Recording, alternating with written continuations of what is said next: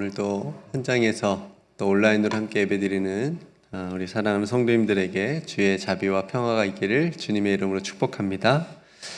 어제는 종에게 자유를 주라라는 말씀을 통해서 이스라엘 백성들이 어떤 공동체로 서야 되는지, 또 우리에게 베푸신 그 자유함이 어떤 의미가 있는지를 우리가 함께 살펴보았습니다. 오늘 말씀에서의 질문은 하나님께서 왜 공의롭게 재판을 하게 하셨는지, 왜 공의로운 재판이 공동체에 중요한지를 함께 살펴보도록 하겠습니다.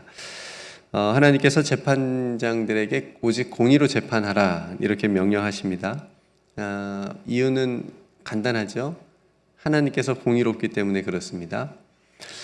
하나님께서는 다른 이방 신들처럼 힘 있는 자들의 신도 아니고 또 뇌물을 받는 신도 아닙니다. 공의로운 하나님이시고 그리고 공의로운 하나님을 믿는 이스라엘 공동체가 공의롭게 재판을 하는 것이 그 공동체가 무너지지 않는 굉장히 중요한 일이기 때문에 그렇습니다. 그러니까 공동체를 세우고 또 하나님의 나라 공동체로 세워가기 위해서 공의로운 재판이 필요한 것이죠. 그래서 재판장들이 공의로운 재판을 하기 위해서 하지 말아야 될 몇 가지 일들이 있었습니다. 오늘 말씀해 보니까 재판을 먼저 굽게 하지 말라, 그러니까 편파적으로 하지 말라. 그러니까 판결을 내릴 때 사적인 감정이나 인맥에 흔들리지 말고 오직 진실과 법에 따라서 판단하고 재판하라는 겁니다. 이게 참 쉽지 않습니다. 쉽지 않을 것 같아요. 또 사람을 외모로 보고 판단하여 재판하지 말라라고 하십니다. 여기서 외모라고 하는 것은 그 사람의 어떤 형편이나 부의 소유의 어떤 유무, 또 가난하거나 종이거나 고하거나 가부거나 나그네들, 이렇게 사회적인 약자들, 이런 어떤 외형적인 조건 때문에 그릇된 판결을 하지 말라, 그거에 좌우하지 말라라고 말씀하는 거고, 뭐 그렇다고 가난하다고 봐주라고는 하지 않습니다. 그 사람이 가난하다고 봐주지 말라라는 말씀도 레위기 19장 15절에 있는데, 너희는 재판할 때에 불의를 행하지 말며 가난한 자의 편을 들지 말라 이렇게 말씀합니다. 그러니까 가난하다고 무조건 편들어 주지 말라라는 말씀인데요. 그러니까 이 말씀은 어떤 의미냐면 가난하고 힘이 없다는 이유로 공정한 재판을 받아야 될 어떤 자격이나 기회도 박탈하지 말라라고 하는 그런 의미가 담겨져 있습니다.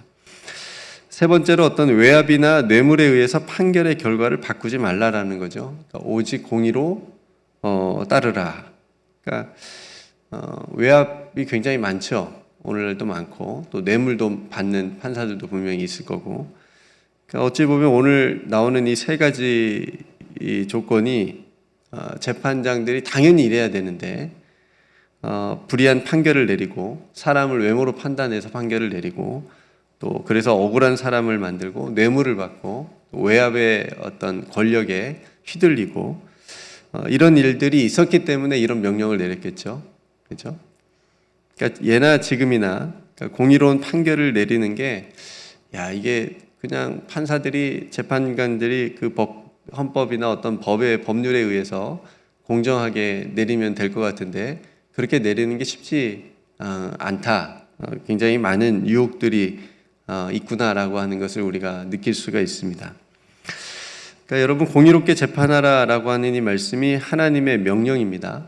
그리고 이게 성경에 기록될 정도로 공의롭게 법이 집행되는 것이 안전한 사회를 이루는데 정말 중요한 일이기 때문에 이렇게 중요하게 명령을 하신 거죠.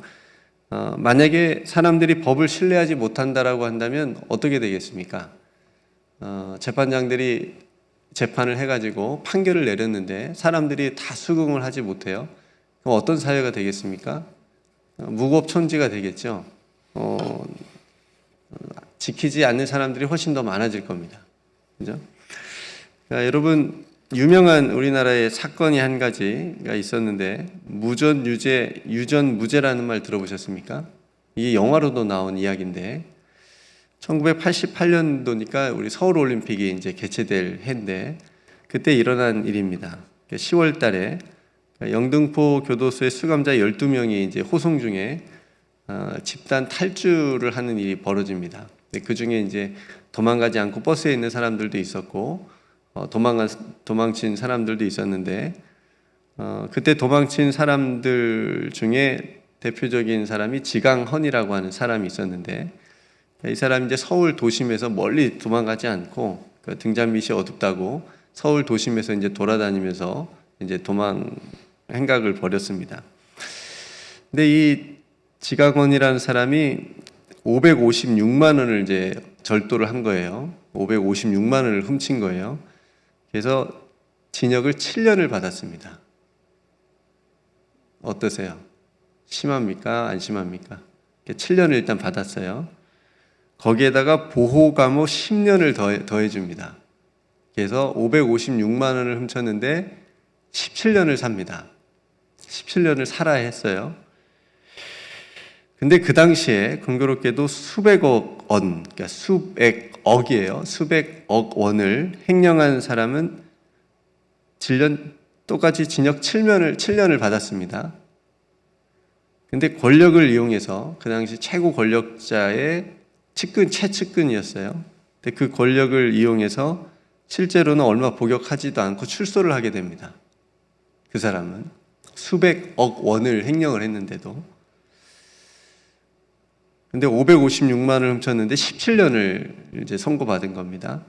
이게 얼마나 억울하겠어요. 그렇죠? 556만 원을 훔친 사람보다 몇백억 원을 횡령한 사람이 훨씬 더 높은 형량을 받아야 정상 아닙니까? 그렇죠? 그런데 그렇지 못했다는 거죠. 그래서 탈주범이었던 지강헌 씨가 이렇게 얘기하는 겁니다. 무전유죄, 유전무죄. 돈이 있으면 죄가 없고 돈이 없으면 죄가 있다. 생중계예요. 그게 생중계에서 외친 거예요. 그러니까 이 사건이 굉장히 크게 이슈가 됐는데 생중계도 되기도 했고, 그러니까 당시 국민들이 그 사람의 말을 듣고 정말 그렇구나. 당시의 사법제도가 권력자의 편에서 봐주기 재판이 됐구나. 그래서 불평등하다. 동시에 사회적인 어떤 약자들의 억울함에 대해서 많은 국민들이 공감하는 그런 계기가 된 굉장히 큰 사건입니다.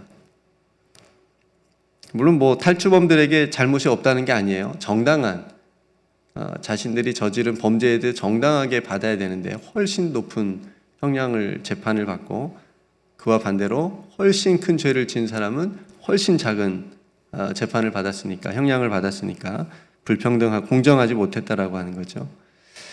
여러분 오늘날에는 이 유전무죄나 무전유죄와 같은 상황이 없을까 생각을 해봅니다. 일례로 작년에 초코파이 사건이라고 여러분 들어보셨는지 모르겠는데 어떤 회사의 한 직원이 같이 직원들이 쓰는 공간에 초코파이하고 카스타드 있잖아요. 그거를 이렇게 2개를 먹었대요. 배고파서 1,056원인가 다 해서. 근데 이게 기소당했습니다. 그거 1,000원어치 먹었다고 회사로부터. 그래서 벌금이 내려졌어요. 이것도 굉장히 공분을 샀습니다. 국민들이 어떻게 그럴 수가 있냐. 그러니까 결국 항소심에서 최종 무죄 판결을 받긴 했지만 왜 이런 과정에서 이런 일이 벌어졌는가 살펴보니까 그 직원하고 회사하고 굉장히 껄끄러운 관계였답니다. 그러니까 회사가 갑이잖아요. 그 직원에게 이제 이렇게 해코지 비슷하게 이런 걸 하려고 기소를 한 거예요. 검찰은 그거를 받아들인 거고, 그래서 기소하고 그런 판결이 내려진 거죠. 그러니까 회사 측의 입김이 굉장히 작용했다는 의심도 그래서 받고 있습니다. 오늘 법 얘기하니까 제가 법률 용어를 많이 씁니다. 어쨌든 하나님께서 이스라엘로 하여금 무엇보다 공의로운 공동체가 되기를 원하셨고 그 공의로운 공동체의 첫 번째가 공의로운 재판인 겁니다.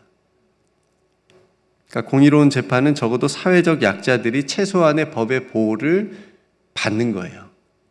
그게 이제 법의 중요한 의미이기도 하잖아요. 그러니까 오늘날에도 우리가 사는 세상도 동일하겠죠. 우리도 법 안에 살아가고 있으니까. 그러니까 후에 이스라엘이 하나님께 심판을 받는 큰 이유 중에 하나도 바로 공의롭지 못한 재판이 들어가 있습니다.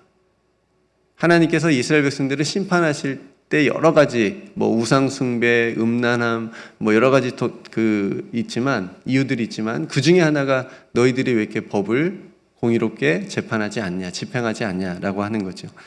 이사야 59장 4절에 보니까 공의대로 소송하는 자도 없고 진실하게 판결하는 자도 없다.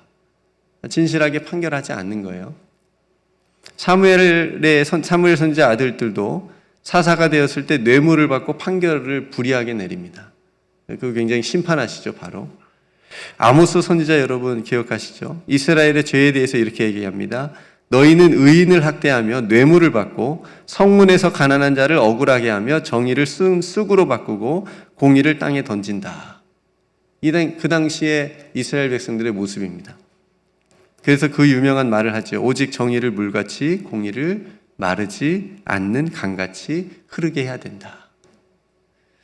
이게 사는 길이라는 거예요. 오늘 말씀에도 본문에도 있잖아요. 너희가 공의로운 재판을 해야 너희가 살 것이고 너희가 복을 받을 것이다. 하나님의 말씀은 늘 한결같습니다. 여러분, 오늘 이 법의 공의로운 재판이 이스라엘 공동체를 지키는데 얼마나 중요한지를 우리에게 말씀하고 있습니다. 오늘날에도 법을 집행하는 사람들이 권력에 아첨하거나 뇌물에 눈이 멀어서 불의한 판결을 내리지 않고 오직 공의롭게 판결하여 결코 억울한 사람이 생기지 않도록 세움받은 재판장들을 위해서 우리가 기도를 해야 됩니다. 공의롭게 재판될 수 있도록, 그들이 공의로운 재판을 판결을 내릴 수 있도록, 그래야 그 사회 속에서 살아가는 우리 모두도 최소한의 법의 집행을 신뢰하면서 우리들 안전함을, 그래도 법이 살아있구나, 법이 정의롭구나, 법이 지켜주는구나라고 하는 그 사회의 안전함을 우리가 느끼면서 살아갈 수 있기 때문에 그렇습니다. 그리고 마지막으로 그리스도인 된 우리들도 하나님의 공의를 따르는 삶을 살아가야 됩니다. 예수님은 빌라도가 십자가 처형을 당할 만한 죄를 찾지 못했어요. 그죠? 풀어줬으면 됐는데 그렇게 못했어요. 눈치 봤잖아요. 유대인들의 눈치를 봤습니다. 십자가에 이렇게 내줬습니다. 근데 그 불의한 십자가형을 통해서 하나님의 공의를 나타내신 거예요. 그리고 사랑으로 구원을 완성하셨다라고 하는 것을 우리는 신앙 고백으로 하고 있습니다. 그러니까 여러분, 오늘 이 새벽에 다시 한번 공의로운 판결이 있는 이 땅의 사법 체계를 위해서 우리가 함께 기도해야 되고, 또 우리들의 삶도 무언가를 판단할 때 잘못된 어떤 오해나 편견이나 또 나에게 유익이 있는지를 따져서 하지 않고 왜곡된 시선이 아니라 오직 하나님의 공의와 사랑을 따르는 그런 신앙, 그런 옳고 그름을 분별할 수 있는 그런 신앙의 삶이 되시기를 주님의 이름으로 축복합니다. 그래서 하나님의 공의를 따르는 우리 자신의 삶, 또 이 세상의 어떤 사법적인 일들, 그리고 이 땅의 교회들과 이 세상의 많은 일들이 불의를 행하지 않고 또 재판할 수 있는 사람들이 뇌물을 받지 않고 이런 일이 일어날 수 있도록 오직 공의로 판단하라, 재판하라 라고 하는 오늘 말씀이 저와 여러분들의 삶 속에 또 새겨지기를 주님의 이름으로 축복합니다. 오늘 말씀을 생각하면서 함께 기도할 수 있기를 원하고요. 몸이 연약한 성도님들 또 회복을 위해서 함께 기도해 주시고, 또 여러분 각자 간절히 하나님께 기도해야 될 기도의 제목을 가지고도 함께 기도하도록 하겠습니다. 목사님 또 목요일까지 또 신년 목회 계획과 또 구상하시는데 하나님께서 또 지혜를 달라고 여러분 기도 함께 해주시기를 바랍니다. 제가 먼저 기도하고 함께 기도하겠습니다. 아버지 하나님, 이 세상에 또 모든 재판권을 가지도록 세움받은 재판장들이 공의로운 판결을 할 수 있도록 도와주시고 지혜를 더하여 주옵소서. 그들이 재판할 때에 사람을 외모로 판단하지 않게 하시고 뇌물을 받지 않게 하시고 불의를 방조하지 않도록 그들의 마음을 지켜 주옵소서. 공의로운 재판으로 인해서 정의로운 사회가 이루어지도록 인도해 주시고, 주님 또한 우리들의 신앙도 하나님 앞에서 정직하기를 원합니다. 무엇보다 공의와 사랑으로 십자가를 지신 예수님을 저희들이 따르면서 오늘도 하나님의 공의를 따라 바르게 판단하고 옳게 분별하되 사랑을 잃어버리지 않게 하여 주옵소서. 오늘도 사랑하는 성도들의 기도의 자리에 우리 주님 함께해 주시고 그 마음을 위로하시며 격려해 주시고 응답하여 주옵소서. 사랑이 많으신 우리 구주 예수 그리스도의 이름으로 간절히 기도드리옵나이다. 아멘.